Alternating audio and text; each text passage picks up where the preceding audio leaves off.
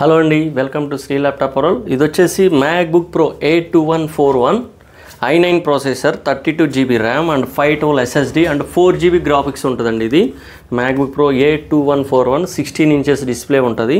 So ఇదైతే మేము మీకు చాలా బెస్ట్ ప్రైజ్లో ఇస్తాము.